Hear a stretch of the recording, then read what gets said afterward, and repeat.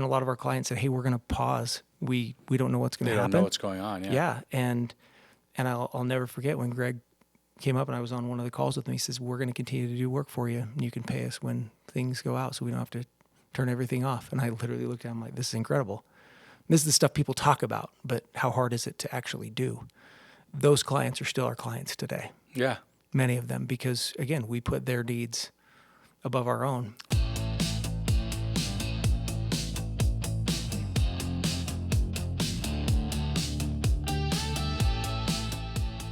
Welcome to Bootstraps Battle Scars, the podcast by entrepreneurs for entrepreneurs. And I'm Chris Shurian. I'm the host of this podcast. And our goal with this podcast is to talk to and meet and get to know fellow entrepreneurs, founders, bootstrappers who have lived it, who have done it, who may have a few battle scars to show for it, and then learn whatever we learn. And we just want to hear their story, and they can share it with us, and we can learn and pick up and take nuggets away, whatever we want, whatever kind of nuggets we want. All right. I would ask my guy to edit that, but he won't. So let's just go with it. It'll be funny. Everyone's laughing now.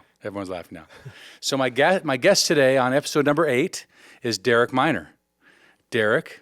Chris. Lemonade stand, marketing.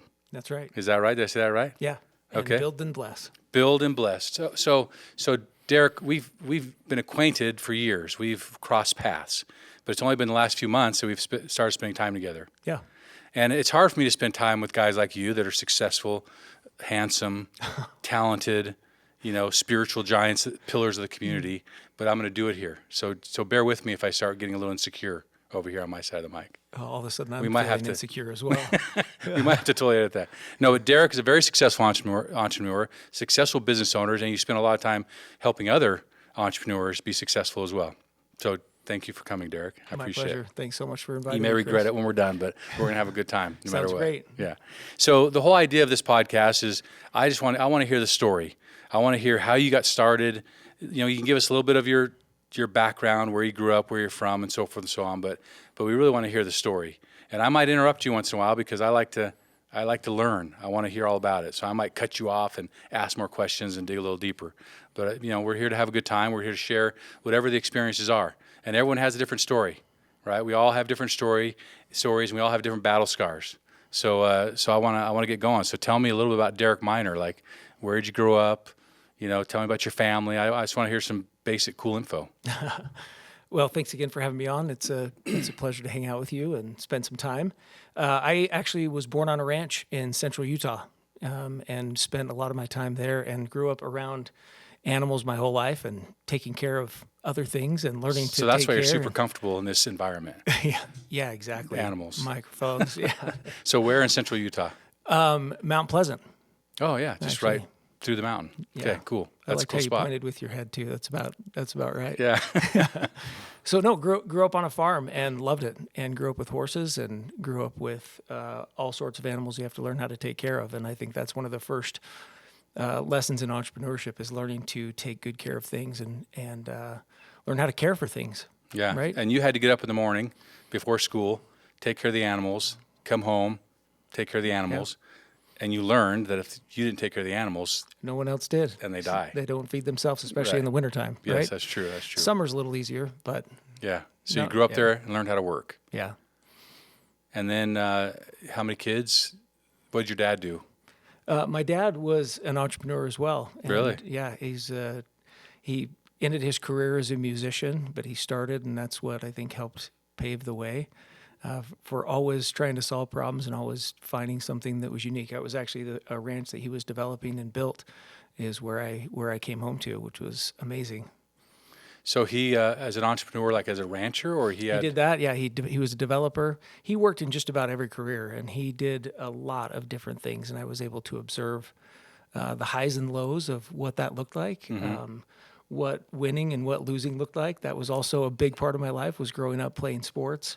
He was also very athletic, and the great thing about, both of my parents is they gave me incredible opportunities to do a lot of things and to experience a lot of different activities and sports and what ranch life was like and all of the above.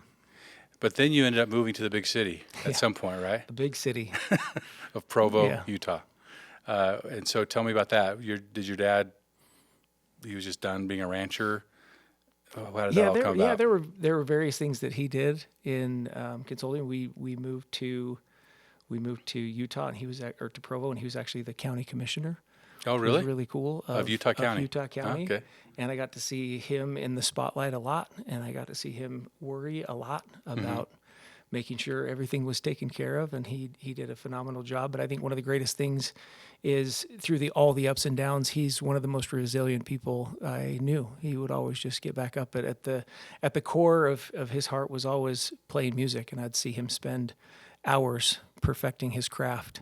And Really? in fact, one of my favorite things every night, the piano was right above my bedroom, and every night he'd play songs before I'd go to bed. That was Really? So he would just be up pretty there awesome. playing, Yeah. and it just came into your room. Yeah. Oh, that's cool. Did he ever make a career out of the music? He did. He played gigs all the time, and was an incredible pianist. In fact, one of my favorite stories that he always shared is that his parents encouraged him. Didn't encourage him. It was more of like enforcing agency for him to play a You story. can do whatever you want as long as it's this. Yeah, that's right. Yeah. And I'm super grateful for my grandma being so firm and saying, yeah, you can quit the piano on two conditions. One is if I die, and the other one is if you don't want to eat. And so That's good, grandma. so he kept playing the piano. And then when, like most reluctant teenagers, and all of a sudden playing the piano is not very cool when you're a teenager. And we were always watching my dad play the piano, and I just wanted to be done. And he said, okay. I was like, wait a second, what? And he said, but you need to choose another instrument and practice an hour a day. And so that's when I chose the drums, much to Oh, my really? mother's Is that dismay. how that happened? And yeah, and so it was awesome that he encouraged me and still supported me in all the things that I did. And my mom was right there behind him, supporting him at every step of the way. Really? Okay. So then, how did you become? What was your first kind of venture into the entrepreneurial world? What did that look like?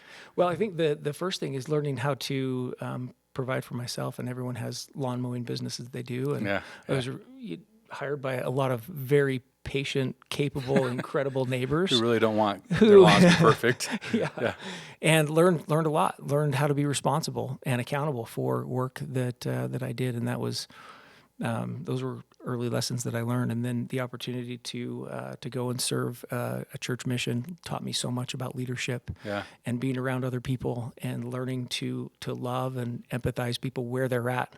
And learning that, it's really hard to get up in the morning when no one's making you, but you're still doing it because of those lessons that my parents taught me, how to work and have work ethic and get up and make things happen. And then when I returned, I worked with my brother-in-law in real estate and doing real estate appraising, which was an incredible experience. And then you remember in early 2000, interest rates went crazy again. And we were working with a lot of mortgage companies, and they shut their doors, and they're like, we have no more work for you. So I'm like, okay, what does that mean? Did you think this was going to be a career for you? Were you kind of on this path of appraising, and why not? Yeah, I loved working with my brother-in-law. And then he said, we just don't have a lot of work. And so I jumped into what all the buzz was around the .com era. Yeah. And everyone that was getting funding, if they had a .com behind their name. And I remember those, what do we do and how do we navigate all this? I ended up joining an incredible company, an incredible team. And that shaped my life and my career to be able to go into something and learn about an incredible industry, work with extraordinary people who throughout, we could spend the entire time just talking about those people. What kind of company was it? It was one of the first search engines, interestingly enough. Oh, like they were building a search engine? Yeah, we built a search engine, and back then is it was it still around, or did it kind of? It's not. It was acquired, and the basis of a public offering a while after that. But the ups and downs, the highs and lows of experiencing that as a team member, and being given opportunity to come in and make an impact and learn from so many people, so many seasoned people who knew so many things. Okay, so let's back up. Yeah. Where did you serve your mission? In Tallahassee, Florida. Tallahassee, Florida. So you learned how to speak that language. It was foreign for me. Tallahassee's up on they call it in the Panhandle. The Panhandle. Yeah. So there was a little bit of a southern influence, right? Yeah. Okay. So Tallahassee, is that Florida State? It is FSU. Okay. So are you a Seminole? I actually had my Seminoles hat on the day that I got my call, which was pretty cool. You just coincidentally, you really did. Coincidentally, Just yeah. happened like that. Okay, that's cool. Okay, and everyone that's listening to this or watching this podcast, because there's going to be probably like ones of people. Dozens might be ambitious, but you never know. You know a lot of people, and my mom's going to watch it. I think my mom will do as well. So there's two. Okay, Hey, so Mom. we're on the right track. Yeah, but we are in Utah. Predominant religion is the Church of Jesus Christ of Latter-day Saints, the Mormons, and most young men like you and I both serve missions for 2 years, and we go out and pay our way and serve the people, and it's a great experience. I went to Brazil, had an awesome experience. Yeah. Yeah. Okay, so you went to Florida, and then what was your position in this company you started working for? When I first started, I was initially, so I went from being basically my brother-in-law's, probably worked with my brother-in-law who was amazing.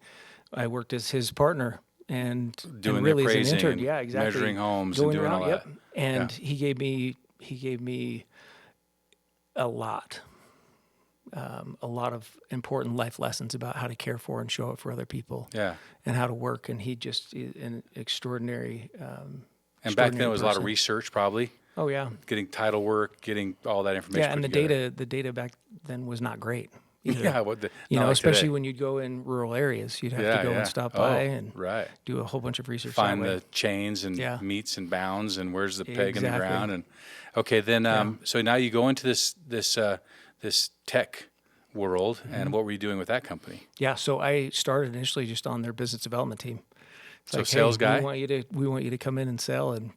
And what are you selling at this point? Like, are you selling like, hey man, use our search engine? Yeah, exactly. It was primarily Like that? Would you say that? yeah, Hey, man. exactly. Getting people placement on search, getting their businesses found. So this was really interesting back in those times. And again, you'd enter through a portal, right? Or a web portal where you'd come in and find a main page, and then you'd go and you'd search. And it was, I again learned a ton of important lessons in life that what it's like to build a culture and a team through the ups and downs. A lot of people talk about, culture's great when things are good, but what happens when it's not? And I saw, our company, literally, we ran out of funding. And the CEO came in and was talking to all of us. He's like, hey, guess what? We're out of money. I'm like, okay, so I've got some really big deals on the line. Want to see it through. We've made commitments. Yeah.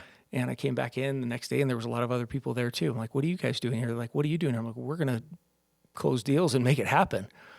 And so many people made so many sacrifices. And at that point, I learned what stock was in a company. Here I so am you guys- going through college, and Yeah. we were given an opportunity to make it happen. And like, we're out of money, and we doubled down. And a lot of us worked for free for several months. Because that's just the culture. You guys were committed to this idea. Yeah. And you all showed up and went and kept working. Yeah. Wow. That's kind of cool. And it was, those were truly remarkable days. Even though, very, very few of us were making a lot of money. And some Right. people were even, again, we weren't getting paid for months. We're like, let's just keep going. But for some reason, we all kept showing up and our customers started paying. And we talk about bootstrapping and then getting some additional funding once we were like, hey, what are you guys doing? And one of my favorite stories, I was actually in San Francisco on a business trip, and we were visiting this startup in San Francisco. And he's like, wait, what company were you at before? And I told him a little bit about the background. And he's like, we actually read about that in business school. We read about so this you story. went years later. You're in San This Francisco. is years later, and they're like, we literally did a whole research paper around what you guys did. Because there wasn't a lot of search engines back then. I mean, Google was just coming out, and we're like, what is this?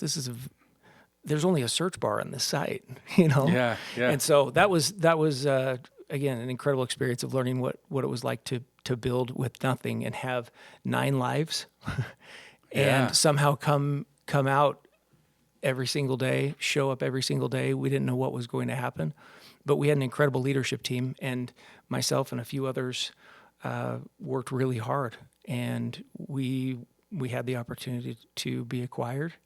And we're So- like, oh, that's what that stock meant. That's pretty Okay, awesome. we're going to get to that in a minute. So how long did this go on that you guys were, in the beginning, you had some funding.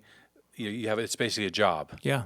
Okay, then all of a sudden that shut off, and it became like you guys were investing in it by keeping it going. So how long was that? What was the timeline on that? From when they announced, hey, we're kind of done. Yeah. To it lasted over the summer. It was about 3 months. Where Really? a lot of us Just said we're just still going. We're still going, and we're going to work for free. And we closed some pretty substantial deals that were in the pipeline that ended up closing. That helped fund. That helped fund in the interim. And so your commitment to that company, was it because of the leadership team? Was it because of the company itself, or the tech they were offering, or what really motivated you guys to do that? Yeah, great question. It was the team primarily. It was, yes, we had a really cool opportunity in a really interesting market that was just starting to take off too. So the timing was right, product market fit was right, the leadership team was extraordinary, and that's really what we had. We had a really great recipe for success. Some people didn't believe in it and they left. It's okay. And some people who stayed, it was an incredible success. In fact, I'll never forget the day before we were announcing the acquisition of the company. This was about 3.5 years later, and we're all sitting around a management room table, and there's a few of us that are still in our 20s. Most were well over 40. That have been there since almost That day have been one. there from day one. And you put in the time. And all of us they were paid you here. some stock options, Yeah. which you're like, I don't know, the piece of They paper, said, whatever. they said right? things are gonna change tomorrow when they announced the acquisition. Yeah. And I'll never forget the CEO is incredible. He looked down. He says, "I feel really bad for you young guys." He's like, "This is not how business works." I'm like, "Yeah, of course it doesn't. Like all these ups and downs, we run out of money. We're working hard, you know." He's like, "No." He says, "You'll spend the rest of your lives trying to recreate the culture that we built here." And I still stay in touch with a lot of those leaders around the table. Really? Even to this day. And Yeah. that shaped me. And I thought, this is how teams and this is how cultures always should behave and run and celebrate when the highs are high, and still figure out how to get through these lows when it's just absolutely excruciating. Right. And so that was something that I think spoiled me rotten, because I was Because able it really to was that experience. powerful. Yeah, it was absolutely And incredible. was it the leader? Was it the CEO? Was he the guy that was able to do that? Like, was that his intention to build this culture, or how did that happen? I don't think it was just him singularly. I think it was all of us, and how he empowered us, and how the entire executive team empowered us to be our best, gave us all opportunity to go and make it happen. Even when the money was there and they were paying the bills, they still instilled that in you guys. Yeah. Which is why you stuck around for those 3 months making it happen. Exactly. That's kind of cool. Yeah. Okay, so that company was in business for how long? You said about 3.5 years? Yeah, 2000, we started 99, early 2000 to 2004. 4 or 5, then it was acquired. A lot of people moved to this Seattle, where the company that acquired us headquarters were, and some stayed here and kept cranking. And you stayed here? I stayed for a little while, and then saw a massive market opportunity. And myself and the founder of that company, I said, "Hey, I think there's a really big opportunity right now to support local businesses and helping them get online, because very few of them were at the time." Because this is all like new stuff. yeah, It's 2005, scary. 2006. And We're still the looking at yellow Yellow pages are Pages. still Yeah, strong. Yeah, yeah. absolutely. And I saw this opportunity, and there were a few really big partners that we worked with that were just starting to do search marketing. And Oh, yeah. I said, "What do you guys do with clients that don't meet your minimum spend, or your thresholds?" They're like, "Well, we just turn them away." I'm like, "Where do they go?" They're like, "We just kind of leave them on their own." I'm like, Well, because they want that's the interesting. IBMs and the Apple or whatever those big companies were Yeah. back in, who had budget. Exactly, Yeah. but very few were focused on the local market and local Yeah, business. yeah. And I said, "There's an interesting opportunity." And so after, I think, a few years, decided to break off, and I was actually recruited to go help start another company, stayed there for a little while. And then I reached back out to one of my partners, and he says, "Hey, I'm meeting with someone else too. Why don't we all get together?" So it was my friend Jay, Chris, and I all went and I think we went to a pizza joint in American Fork and said, "Hey, are we serious about this? Let's What kind go of make pizza this did you have? happen." I think it was remember? Pier 49. Oh, Yeah, So it's you pretty guys good. were like going down. Of course, Yeah. that's before the Little Caesars $5 pizza. Yeah, that's right. Yeah, So 49. anyway, had a great lunch, and then we well, let's get serious about this and go make it happen. In fact, ironically, I just found an email that we sent back in the day. Really? And it's like, hey, I just found this domain name and let's go build.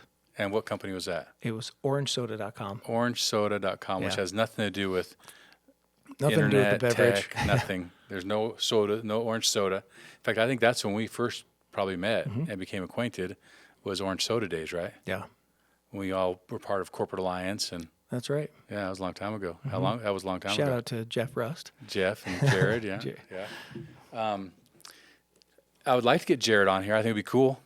I think he, I knew Jared, and we'll probably talk about him later, some other time. But when we were in a little BNI group together, and he had this idea, like, man, this little networking thing, I think I can take it and scale it. And we all looked at him like, okay. And he built he built a movement. Yeah, it was great. Yeah, he did a great job. Okay, so you guys started Orange Soda, and Orange Soda was taking care of that, helping people build websites. We got into websites just because gravity kind of pulled us that way. Yeah. But found out that we weren't best at building websites. We were best at helping market these local businesses. So we worked with a lot of national brands who already had a significant, web team and web presence, but didn't know how to execute very well at a local level. It really was nationwide so you campaign. would So that was really sub that work out. where we started to niche out and get really specific about helping national brands execute on a local level. And as we started to do that really well, then other local businesses said, hey, can you help us? You're doing this as well. And that was crazy. It was a crazy time, crazy experience. So when you say helping national brands, give me an example. Is there a brand that you could talk about and share what that looked like? Yeah, I think one of my favorites, I still remember meeting with their team in Chicago, was International Trucks. Yeah. So massive semi-truck manufacturer. They have local locations all over. And our goal was really to help them find their local customers who were searching now instead of elsewhere, now going online. So that Mount Pleasant guy wants to buy a new International. Yeah. And he hits does he? It's so interesting even to think about that context, because that's, search now, and now what's happening with AI and how we can say, hey, give me the top 5 in my area based on reviews, and they can send out a whole list. Hey, this is what we found for you. Yeah. But it's interesting even just to think about the psychology and what happened, back then. Big national campaigns were way easier to run, and getting really local and very specific and even what we called hyper local was the niche we were able to feel. Okay, so you had 2 partners, and what were your did you have different roles in the business? What did that look like? Yeah. I was primarily over our business development and sales. Because you're the sales guy. And Chris helped with all of the back end operations and delivery. And Jay helped with the finances and funding. And we quickly brought in some other team members to help support all 3 of us as we started to grow. And then what did that company, what happened with that? You grew that. How long was that around? What does that story look like? Yeah, we started it and we built it, and we were acquired 6 years later. Oh, so you went through another acquisition. Yeah. A little different this time. Yeah. And but it wasn't. Yeah. So yeah. Tell me about that. Yeah, I want to hear about this. Yeah. What part specifically? Well, I don't know. Just the whole, like, how did you know what to do to get to a point where you could? And was that the plan? Was the plan to build this business and prepare it for acquisition, or were you just kind of going along, doing great, and all of a sudden an opportunity came along? Yeah, we had opportunities throughout, as we were building, and we were doing something really disruptive at the time. And we had a lot of inbound interest. And we're like, this is great, more than we thought. And a lot of times we'd staff up, and then we'd have to make course corrections, and that was always really hard. Yeah. And but we had a whole bunch of team members that believed in us, and we had partners and customers who believed in us that we wanted to do really good work for. One of the greatest things, I think, as a result of that, again, with every business, there are battle scars. Yeah. That are really hard. I'll never forget, we were, about 48 hours away from missing a payroll. And I remember that drive home, while I remember the highs and all the successes, I remember that drive, which felt like forever. And thinking about every single one of my team members and what were we going to do, and how are we going to communicate this, and how are we going to keep them still excited and engaged in what we're doing. It's like, oh, hey, we may not be able to make payroll, FYI, Yeah. which is interesting because this happened to you. Yeah. So was that kind of, were you thinking about that moment? Oh yeah. Like, this Yeah. happened to me. What are we going to do? And,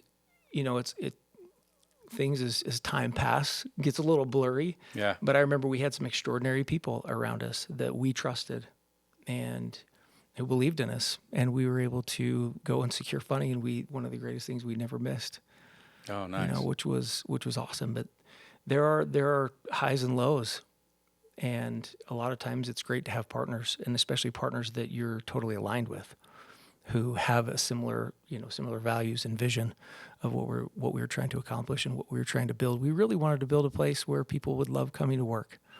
Yeah. And I think one of the greatest things for me is when I see team members, it's so fun to see them and to give them a big hug and say, hey, thanks so much for believing in us and believing in me Yeah. and believing in our team so that we could go and do this. We all sacrificed a lot, for this, but it's so great to see them. And a lot of them will say that was a great opportunity for me, my foray into a career. And now many of them have gone on to do great things as Yeah. well. So that culture that you experienced in that first company that your boss said would be impossible to duplicate, were you able to do it? Were you able to get close to that? That was certainly our goal. That was certainly our goal. And building a culture, a lot of people talk about culture, but I think it's, the attitudes and the behaviors and how you reward and recognize when things are good and when things are bad, and how you celebrate when you win, and how you get through and lock arms with other people. And ultimately, I think it's a foundation built on trust. And how do you do that? I mean, like, how do you, like, share with us a couple hacks? That's a new word, right? Isn't that what young people Yeah. say? Hacks? Yeah. Tips? Yeah. Hacks. Of things that you would do intentionally to help build that culture. I mean, you're just a good guy, so you attract that kind of, those people around you, but there's got to be some checklist or things you need to focus on to help create that culture. Share some, if you have them. Yeah. Share some of that stuff. Yeah, I love talking about this, and there's not a one size fits all approach, to how do you build culture, but it shows up, and when you walk into a business, you can tell if people really want to be there or not, or you even interact with them online, and what is that vibe, and how does that feel? Ultimately, it starts with vision and your values. And do you hold true to your values? Do you? So values on a piece of paper? Yeah. Everyone puts values on or they put them on vinyl letters on a wall, if you or put 'em they on the have wall, other things that it's gonna happen. They think, oh yeah, this is great, but it really shows up in the day-to-day behavior of Right, because the we all entire have team. vision statements, we all have mission statements, we all have our values written down, but Yeah. what's the difference? Yeah. Are they strong enough, and do you live by them? Do you hire by them? Do you fire by them? And do you constantly focus on them? Because you'll have a culture. In fact, every company has a culture, whether you're deliberate about it or it'll naturally emerge. By default. But yeah, you have a culture by default or by design. That's what I like to think about. So being very intentional, it is a living, breathing organism. And if you don't pay attention to it, it can get out of hand, right? But being very intentional, one of the things that we love to do is celebrate other team members. And I believe that everyone is a leader. It's just how do they perceive themselves as a leader, and do they feel empowered to go and make something happen, to do something? I like to say this: how do they feel on Sunday night about Mondays? Yeah. And are they excited to come in, and what makes that, so important? And we try to be very intentional in onboarding and how we treated our team. And even today, I think about how do we take care of our team, who's taking care of our customers. Everyone talks about customer experience, which is spot on. Mm-hmm. And how do we really take care of our customers? Well, you take really good care of your customers by taking really good care of your team and making sure that they are all in and you are all in. So and all that these they feel that. all these values, all the things you want your team, how you want them to treat your customer, you're going to treat your team that way because they are your customer. Exactly. And if you can, sometimes we forget that. Sometimes we just go, well, take care of the customer. Customer gets everything. Customer's always right. Yeah. Do for the customer, and we forget that we don't treat our team that way. Yeah. Okay, so you have And your that's the values. consistency, right? Of Yeah. not just saying, it's not just, it's easy to say, hey, this is what we're going to do. But when you actually do it, it's in the attitudes and the behavior that actually show up.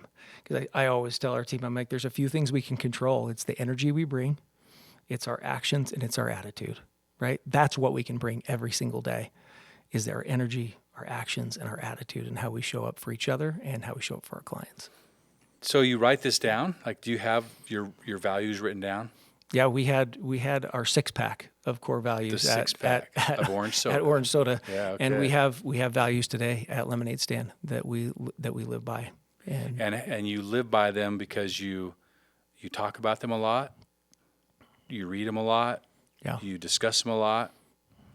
I mean, it's got to be just repetition, right? It's like getting Yeah. reps in, and you just have to make it top of mind for exactly. your people. And we recognize people based on the values. Hey, I saw you really emulate this value and what you did and how you communicated with our client. Or hey, So you actually do that. smiled all the time, very intentionally. So I have this saying, you catch people doing things right. That's right. I think a lot of the, well, we know what this means, but so you do that.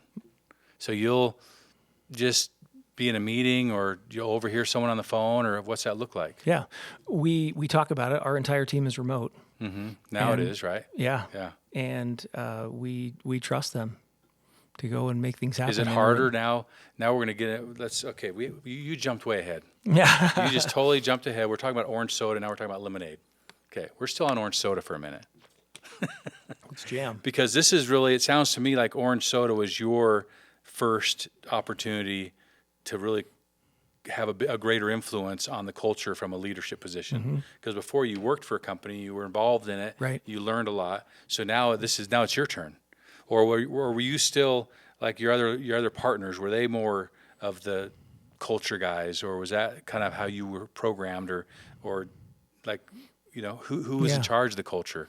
Is that just because you're a cool guy and you're like, hey, I'm cool, let's all be cool? Yeah. Or Well, as we grew, I think all of us set out when we initially decided, hey, let's start this. We were very intentional that we wanted to love to work with each other. because your one partner was from the previous company, right? Yeah, both of them actually Oh, worked. both of them We worked. all worked together. Okay, so Yeah. they knew it, and you We'd got the three of experienced it. you eating Pier 49 pizza. Yeah. We're like, let's do the same thing with this new orange soda Yeah. situation. Yeah.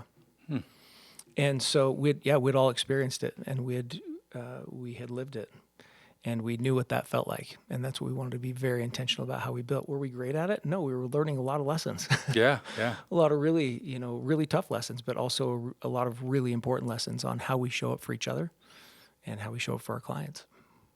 And of course, you can just talk about it. You don't have to do it, right? The leader doesn't have to. The leader can just talk about it, and then go in his office and shut the door. Isn't that how it works usually? Yeah. Yeah, we tried to keep our doors open Yeah. as So you had to lead by example. no question. That's why you're saying going out and catching people doing things right, praising them. I imagine you probably recognize birthdays and anniversaries. You were those guys. Celebrated every month. We'd all get together and we'd talk about and celebrate big wins and birthdays, anniversaries, other significant events in people's lives, so that they knew we genuinely cared about them as humans. And I think as we again move into more technology, I think human connection is going to be more important than ever. Yeah. Okay. So you might have to think on this one for a second, but maybe not. Tell me a story about a time when you were running your business and you did something for an employee that had a much greater impact than you could have imagined. Like, did you, like at the time, you hear the story about the time we recognized their anniversary and, it caught them off guard, and I don't know, do you have a story of why that matters, of maybe a case study of something that happened that you can sit back and say, yeah, that was cool? And there's a lot of stories. I just was thinking about one where I was walking around the office. So when we were all together, it 'Cause was everyone's in great. an And office. we were walking around, and I noticed one of our team members was standing there. She's an incredible artist, and she was working on something. I said, "Hey, what are you working on?" She wasn't a graphic designer or on our team, but she was drawing something. I said, "What are you drawing?" She's like, "Well, I just got off the phone with one of our clients, and she's not feeling well. She's sick. So I'm just writing her a little note, making her a little get well card."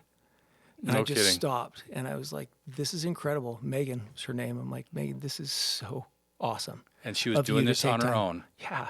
because I'm glad that she felt trusted and to use her gifts and abilities to make an impact, to make a difference for someone Yeah. else. Now, she didn't go around and say that, but that was such a poignant moment for me to say, we need to empower all of our team to feel this way, to go and do good and to show Yeah. up for others. And in fact, another example that I had is we had a really big partner out of New York who came to visit us. And they said, we just want to come and see what's happening. He said, every time we call, your team is happy.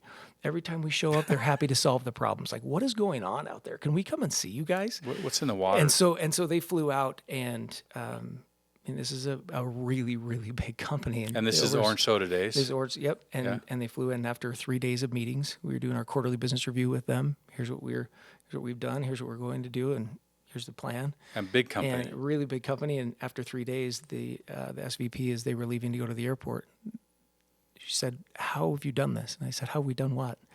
She's like, "What I assumed was happening here is actually above and beyond what I even expected." Oh, She said, how your team interacts with each other. She said, I just stood and observed, a lot of times when I was walking up and down the halls and would see them interacting and see the things that they have in their offices or on their desks, things that matter the most to them. The fact that you guys celebrate that and take time to do that is extraordinary. And so at that moment, I think just was, and I've thought about it for a long time since you asked that question, but it's really interesting when you think that you're doing things, but when you get some outside validation from someone who's very well respected in an SVP position. who's across the country. Who's across the country and They picked up on it by how they were treated by your employees. Like they said, everyone they talked to is happy. Yeah. And how does that happen? Yeah. And so See, that's cool. that's why, and being intentional that way was paramount for us in what we were trying to build. Did it cost money to be intentional? Did it cost money to celebrate? I mean, I think I know where this is headed, but I mean, it takes an investment, doesn't it, to do those things? Yeah, absolutely. It does, and an investment in not only time, but also in showing that you genuinely care. Yeah. It is an investment, right? Yeah. Huh. Okay, so that's cool because I think culture, we all talk about it. We all talk about visions and values, and I think it's hard for people to, like, they can write it down. They can talk about it, they can write it down. They can put it on the wall. They can put it on in vinyl letters, but it doesn't always translate. It doesn't always have the impact that we wish it had. Yeah. And so you're saying to make it have an impact, you have to talk about it a lot, and you have to just live it as a leader. Yeah, absolutely. I think one of the greatest ironies in life is we always seek for things that will make us happy, right? And something that seems almost counterintuitive is if you find someone or something to make happy, something magical happens, right? When now all of a sudden you're not focused on yourself, but focused on someone else and their well-being, it's incredible. Now they see that you genuinely care and see them not just doing something for me to make me happy, but how can I make them happy? How can I bring out their best in them? Right, and then instead of pounding the customer service training into them, which there's a certain amount of that, you're actually servicing your internal customer. Exactly. And your philosophy is, if I can make my team happy and if I can serve them and do things for them that make them feel special, it just translates. Yeah. Because for the most part, people know how to take care of customers. Right. And if they're doing it from a place of, look, my company takes such great care of me, they make me feel good about myself, they catch me doing things right, it totally flows through. Yeah.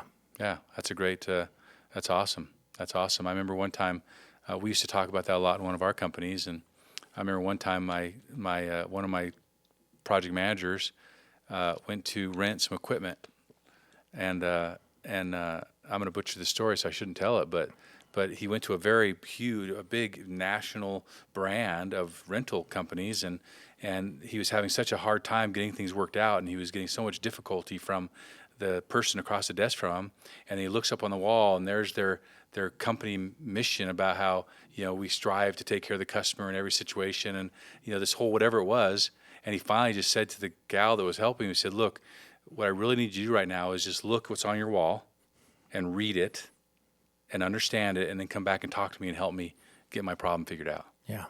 And he came to our office and told us that story, and we all just laughed, right? It was hilarious, but it's like they have it on the wall. I'm sure they spent millions of dollars in every one of their locations putting up this mission on the wall, but for some reason there was a huge disconnect. Yeah. And maybe the disconnect is they weren't living it internally. Yeah. Yeah. And I think one of the other things, just as a leader, an opportunity to see, and I believe we're all leaders, and an opportunity to then be more empathetic for other people that you see working in jobs that people may not be too excited about, and trying to find them and compliment them for their work. Do you want to make someone's day? Take a second for a company that you don't even work for and say, thank you so much for showing up today, or thank you for working today.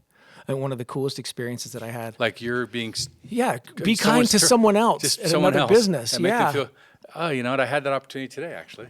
And Tell I me did about that. it. I did that. Yeah, it was cool. So it works. Yeah, it works. What'd you do? You want to share it? This isn't about me. Yeah. Well, no, I had my son has a truck, and it was hit by somebody else who had insurance. And so we filed a claim, and it's an older truck. So we're thinking, oh man, they're going to, and it damaged it pretty good. And so with insurance companies, your initial thought is, okay, this is going to be difficult. First of all, they're going to want to total the truck because the damage was extensive and it's an older truck, but it's still worth something. And it's like, my mindset is, look, it's not our fault that the truck got damaged. And now, I mean, how do you fix that? How do you fix an old truck? Mm-hmm. And so anyways, I filed, the claim was filed. I spoke to the adjuster. He was very nice on the phone, but I'm still just waiting for the, when's it going to get tough? And I'm ready to fight, right? And, they sent out an independent adjuster, and he was really nice, and he came out and talked about the truck, and I showed him all the things. And anyways, I got the call today that they had come to a conclusion, and it could have been really difficult, but he made it real easy. And he said, well, look, here's the number that came back from the independent adjuster, but, I understand that this isn't going to work for you. So what's a number that works for you? And we talked about the value of the truck, and I knew what it was going to cost to fix it.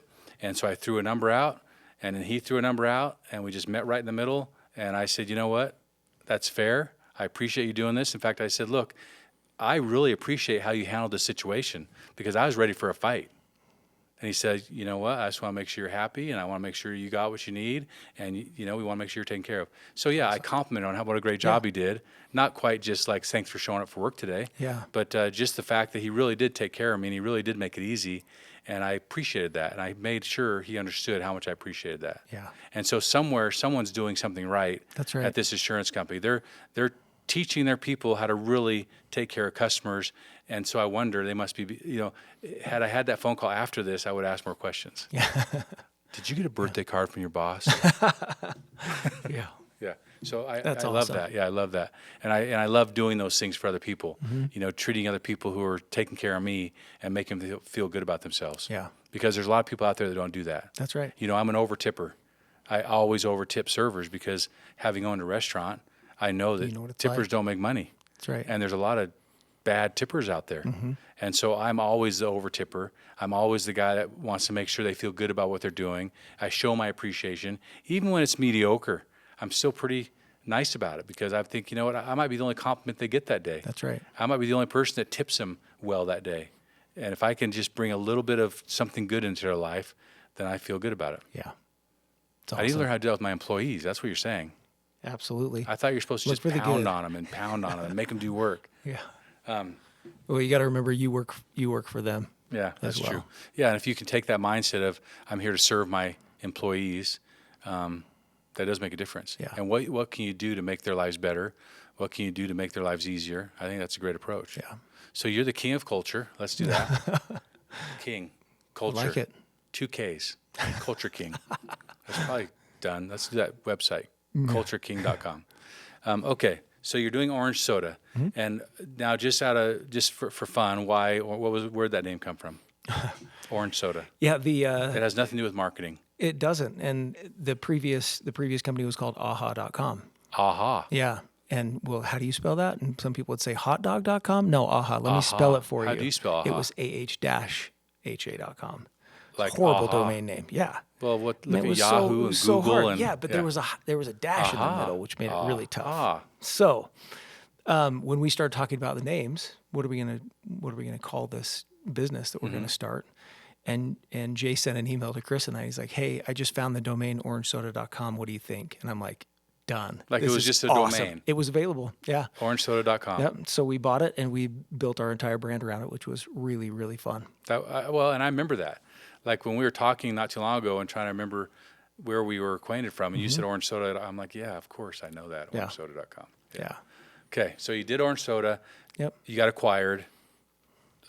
Did you stay with the new company was that part of the deal, or Yeah. what'd that look like? Stayed there for a couple of years and then left and went to go build some other really cool ventures. There were things that I was involved in that I wanted to get more hands-on and help build teams and cultures.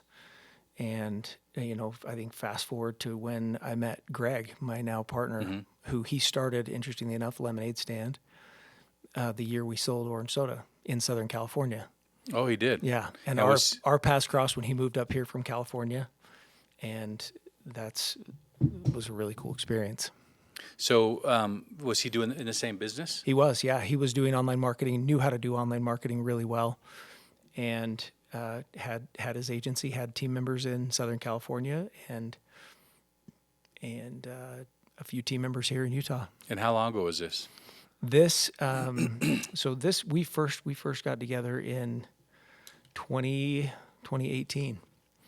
Had lunch together, and actually I think it was breakfast first, then we had lunch. We stayed in touch, and I said, I don't know that I'm super interested right now in building another ad agency, but let's stay in touch. And he said, well, we've got this really cool platform that we built to help us. And I said, tell me more about that. And he started showing me. I'm like, this is incredible. I said, who built this? He's like, our team. I'm like, what? This is what it's like to go and just flat out execute. And they had intentionally, just the way that he'd built the culture and the team was so similarly aligned to the way that I like to approach things. And so we stayed in touch over a couple of years. And then on beginning of 2000, he said, hey, do you want to 2020. Yeah, excuse me. Yeah, 2020. 2020. Yeah. He reached out. He's like, hey, do you want to help me build this? And I joined March 9th of 2020, a week before the world unraveled. Yeah. And I'm like, oh, I kind of remember this from like the 08, 09 days of when things got really tough and challenging. And what was incredible was to watch our team just go heads down. And a lot of our clients said, hey, we're going to pause. We don't know what's going to happen. They don't know what's going on. Yeah. Yeah. And I'll never forget when Greg came up and I was on one of the calls with him. He says, we're going to continue to do work for you. And you can pay us when things go out so we don't have to turn everything off. And I literally looked at him like, this is incredible. This is the stuff people talk about, but how hard is it to actually do? Those clients are still our clients today. Yeah. Many of them, because again, we put their needs above our own. Right. So just like going back to that aha moment where you guys all stuck around because, hey, we don't have any money, but you guys were committed and you knew that you had something good going and you kept it going. Yeah. So you're paying it back. Yeah. Is that paying it back, or what is that? That's paying it forward. Something, paying it forward, paying it back, whatever. But, yeah. But you're living that. That's part of the. And Greg is a very similar culture-minded guy. He's incredible. Now, as I look back, almost 6 years ago, this month is when we started getting really serious about where we're going to make this happen, and it has been extraordinary working alongside him. The way that he thinks, the way that he thinks about process, culture. We were talking the other day, we almost finish each other's sentences. Oh, that's adorable. just the way that we do it. No, but we think so similarly about our approach to taking care of our team, to taking care of our clients, to making sure that we're adding value at every step and doing our best to show how much we care. That's cool. So I didn't know Lemonade Stand was relatively, well, now it's 2026. That was 6 years ago. Yeah. Does it seem like 2020 wasn't that long ago? Yeah. That's weird. I got married in 2020. Congratulations. Yeah. We had a nice backyard wedding. Awesome. And people showed up. Even better. Yeah. Well, of course people showed up. Come on. You see, my wife's awesome. She has lots of friends. Yeah. But we had a wedding in May of 2020, and we knew we were doing it in our backyard, and all we needed was a judge and 2 witnesses, and we both had a best man. My youngest son and her youngest son were our best men. That's awesome. And we knew that's all we needed, right? And we knew that we could at least get that, but we put it out there. And the next thing you know, we had, 150 people show up. I think they were just all ready to get out and do something and not be confined, and they could go celebrate with us. And it was good. It was a good time. We actually set one table off, like, we have a pretty big lot, and we put a table like back social distancing distance, kind of as a joke, but you never know. Yeah. Yeah, no one sat at that table.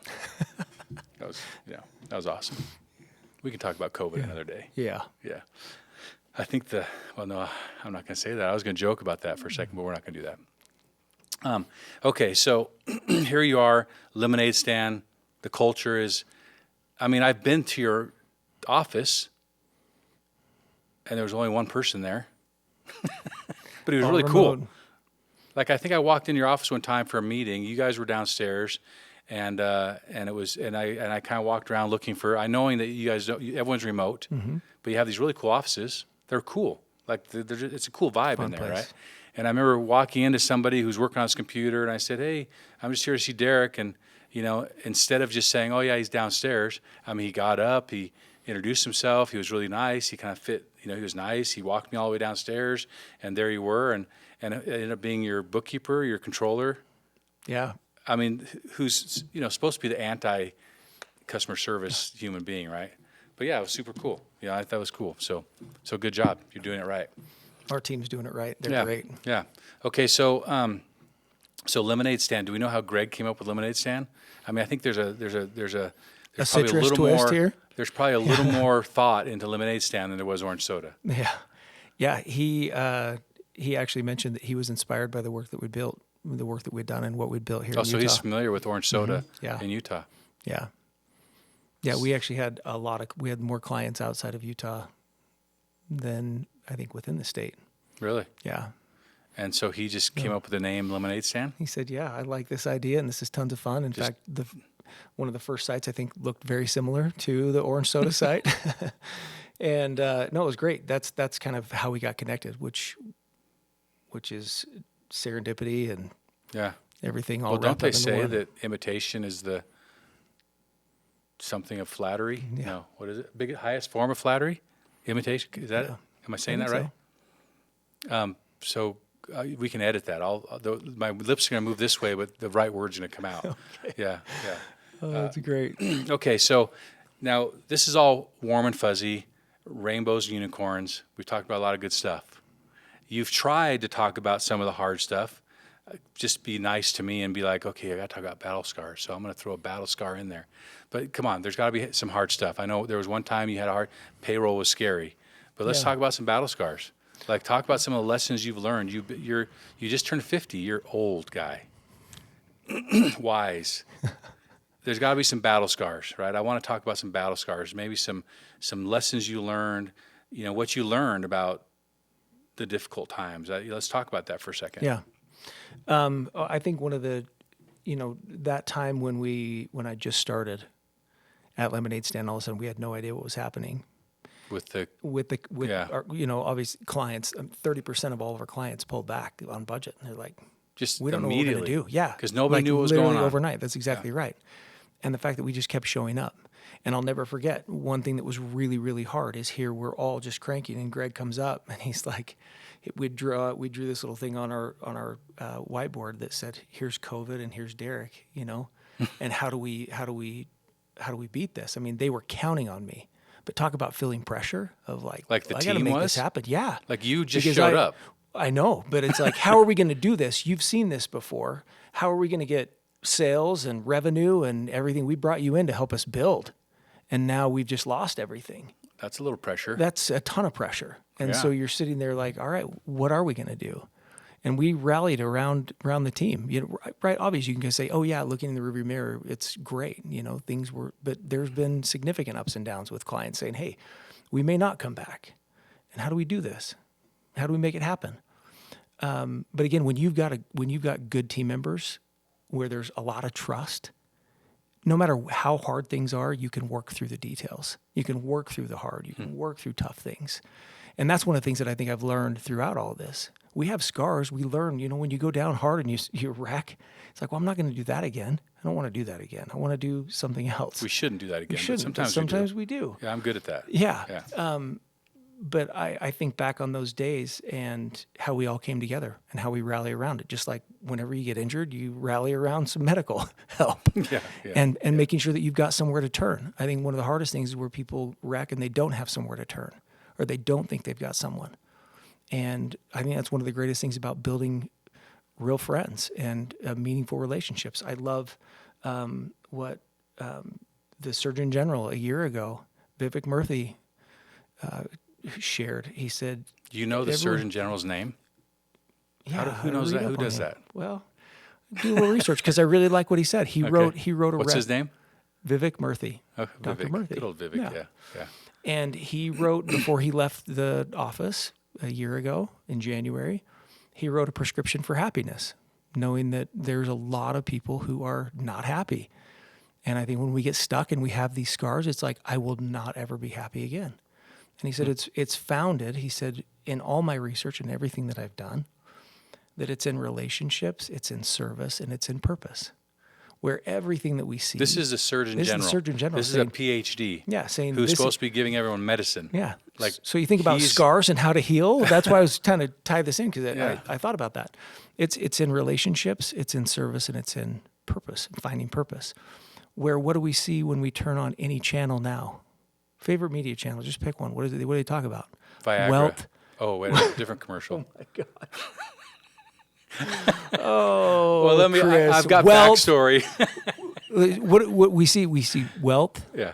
fame, fortune. Yes. Social media. Everything. It's Turn like, on the here's TV, what you can everything, do, yes, right? But yes. how many people who have achieved that are actually happy?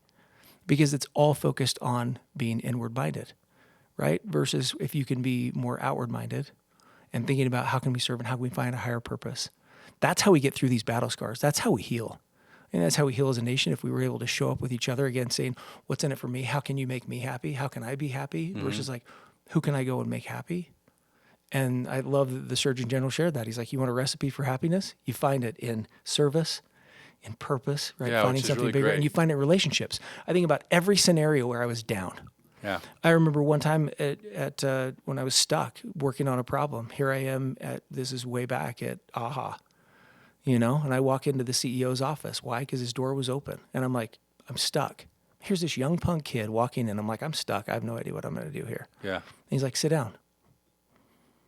Oh. So I sat down. I'm like, here's what I'm thinking. We just walked through it. He asked me a few questions. I'm like, wait, what if we did this? I actually solved the problem. Right. And he just sat there and He listened sat there and and asked listened. questions. Yeah. Most That's people would awesome. be like, man, who is this kid that we have over here running this? It doesn't That know came how to, walking he into came my walking in office. my office. Yeah. But that was the way that's why I'm saying I was spoiled rotten because I had that kind of an experience. Yeah. And that's To part know of the that culture. let's treat each other like humans because that's the only thing that's uniquely ours. I think it's so interesting that robots are trying to become more like us, more human. Yeah. And we're Yeah. trying to become more robotic. And I think in our approach, in seeing each other as humans, how do we show up for each other as humans? That's uniquely us, like you said. I absolutely love that. How do we show up? Show up and serve. Show up and do something without expecting anything in return and watch what happens. Yeah. Recognize someone, thank them. You don't have to thank them. Very few people do. But watch what happens when you do. One of our core values at Lemonade Stand is smile. And it's crazy to see. You Smile. can tell, yeah. Is that an smile. acronym for something, or does it really mean it's just smile? smile. Like Actually you really want smile. people to smile. Yeah, because you can tell when someone's smiling when you're on the phone or in person. You can. Yeah. And just do that. Yeah. Because there's a lot of people that, it's tough right now. It's hard. But as leaders, which again, I think all of us are leaders, we carry the energy and excitement. We carry the weather with us in everything that we do, not just at work, but when we come home, if we've had a bad day, what's the weather? Is there cloud brewing? Is there a thunderstorm brewing? Yeah. And how do we show up for each other the way we want to? I think there's non-negotiables in life, things that we want to make sure that we get right and do really, really well. And I think building relationships so that you can show up for someone in their time of need, and you never know when you may need somebody. Yeah, and if true, you've built that relationship with them, then that's where I think the magic of relationships is. So no matter what the battle scars are, if you've got someone that you can talk to and be vulnerable with, you're going to be able to get through anything and heal those scars.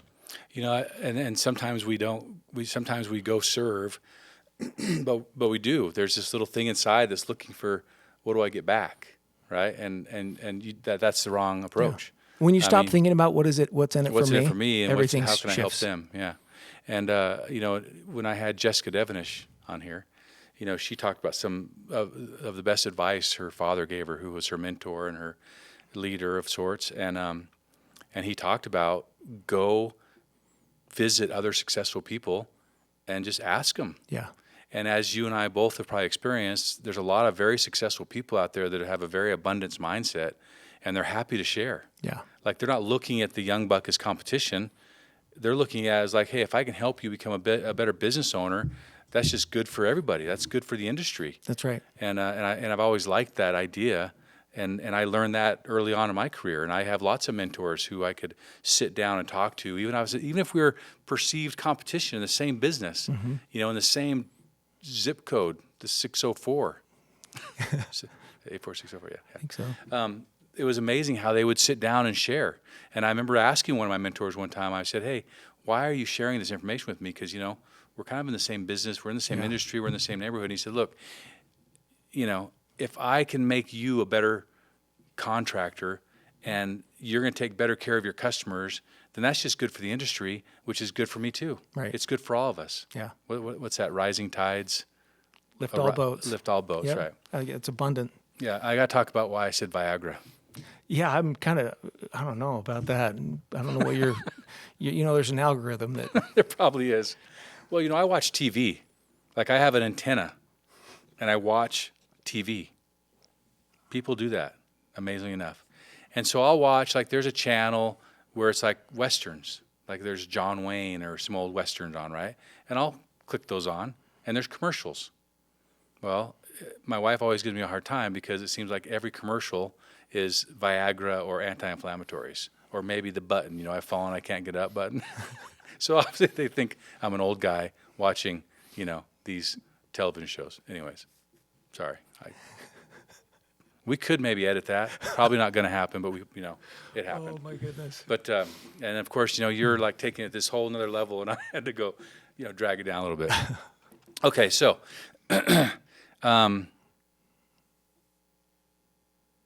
I had some other questions, but now that, my mind got a little fuzzy there. Yeah. Okay, but let's do this. I got an idea. Okay, you have an opportunity to jump in the Back to the Future DeLorean, and love it, Marty. Sitting across the table is the young Derek Minor, right? That young buck that knew everything, that was conquering the world. Wore cowboy boots because he probably liked them, not because he's just showing off. But the young Derek Minor is sitting here across the table from you. What are you going to tell him? Well, he's probably in his 20s, just got home from his mission. He's getting ready. He's kind of getting into this whole business world. Maybe let's talk about when he first started with the AHA company. He's just kind of getting rolling. What do you tell him? What are you going to tell him? What's the advice you're going to give him? I'm proud of you. Keep going.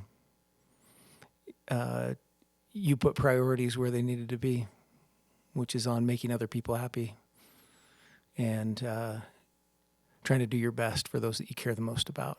So keep that up. Find more joy in daily living. Don't get so stressed. Notice the little things. I think we go, so often everything is right in front of us, but don't let technology overtake you or overpower you. Look up, look around. There's people who need light and love and care more so than ever before. That's good. Okay. Same idea, but now you're just sitting across the table from a young entrepreneur who's getting ready to go out and conquer. He's ready to go embark on this journey of being an entrepreneur. Yeah. What are you going to tell him? I'm freaking proud of you for making it happen, for taking an initial step, right? And bringing energy, taking action, and having an attitude that you're going to win. That's really all you can control. And you just work like crazy, make it happen, show up for each other. And when you realize it's not about you, it's about you, those you serve, and about your team that is going to believe in you, that's who you're taking care of. Yeah. And don't lose sight of that. That's awesome. Make those the priorities. Make the non-negotiables your priorities and those who you care about and love the most. I've seen a lot of people who chase success, find success, and everything around them that supposedly matter to them is all collateral damage behind them. It's not worth it.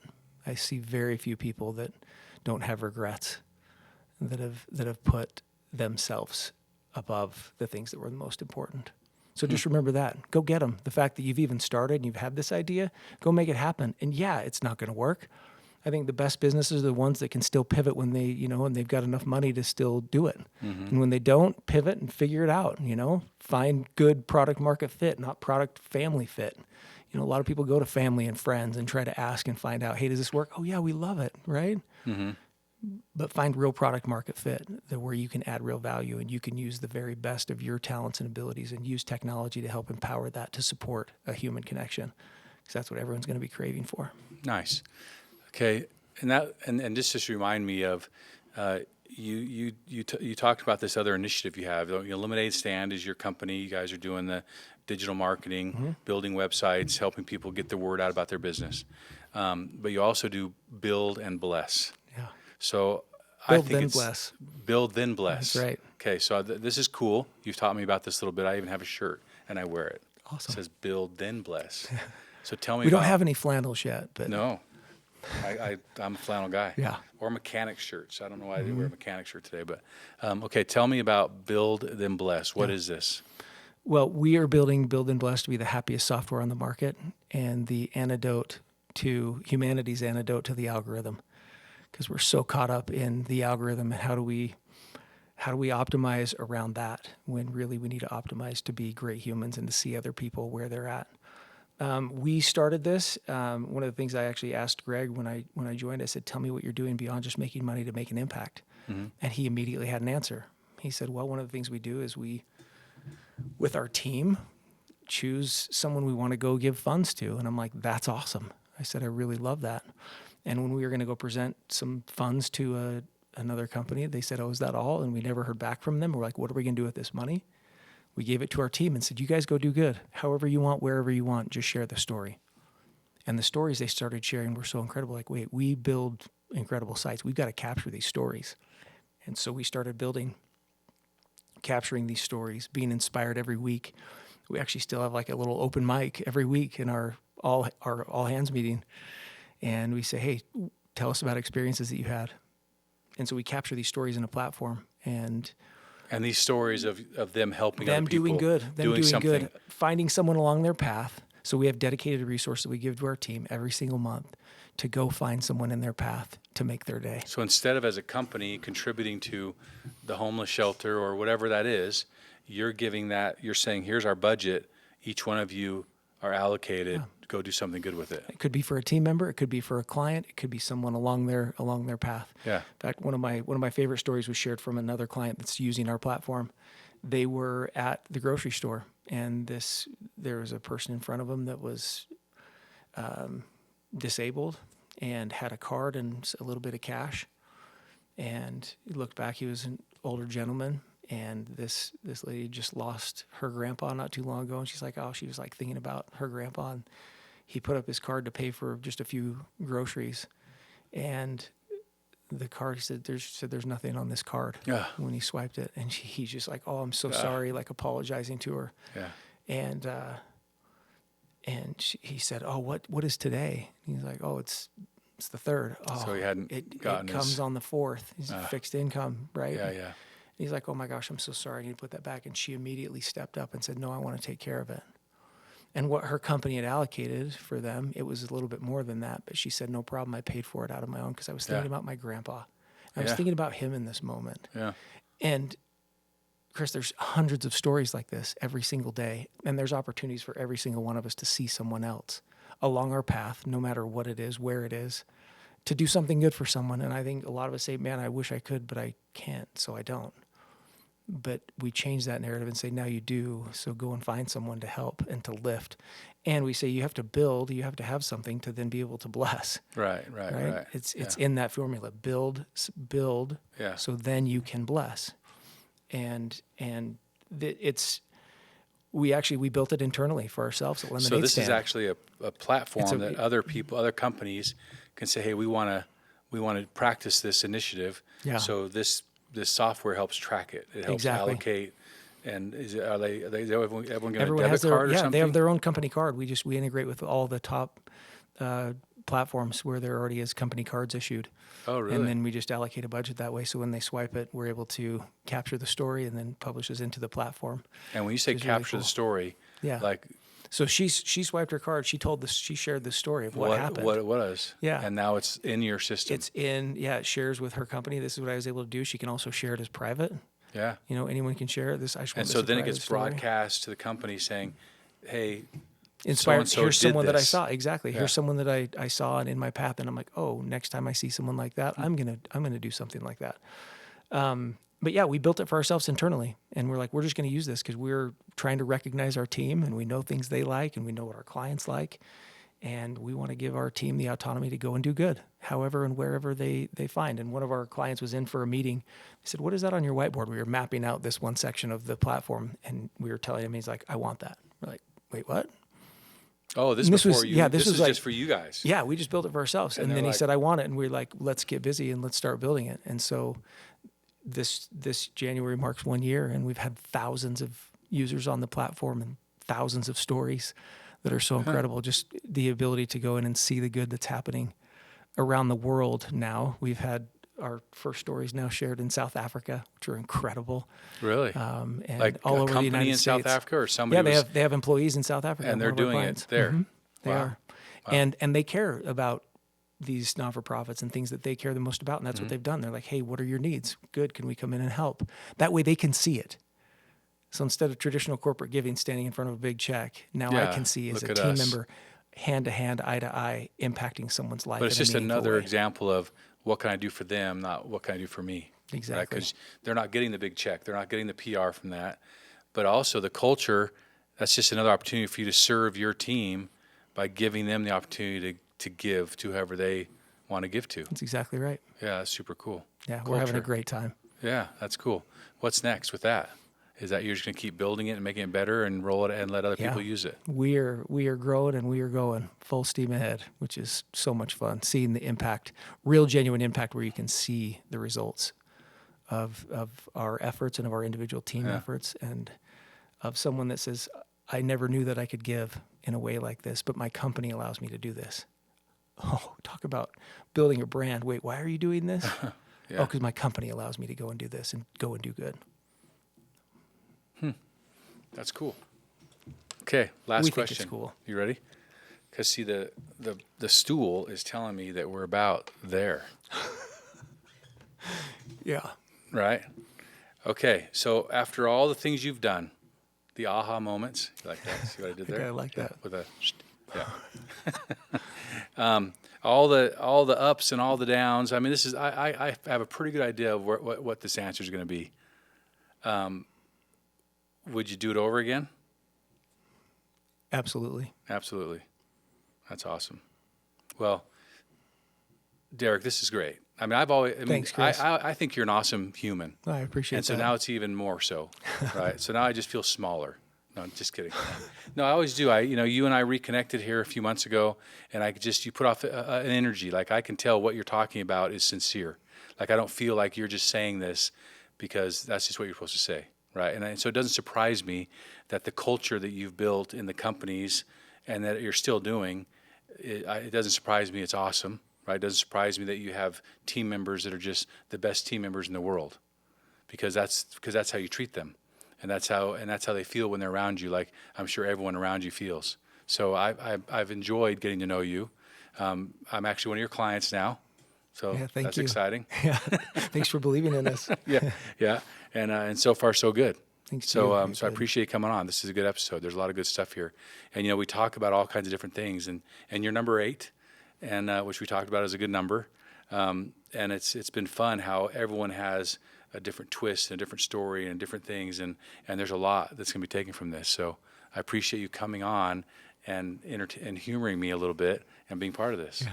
Thanks so thank much you. for having me, Chris. Okay. Appreciate it. And we'll talk to you more about it later. Sounds great.